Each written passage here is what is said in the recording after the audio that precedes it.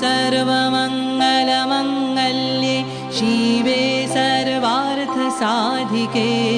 शरण्ये त्र्यम्बके गौरी नारायणी नमोऽस्तुते सृष्टिस्थितिविनाशानं शक्तिभूते सनातनी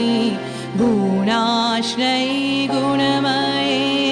नारायणी नमोऽस्तुते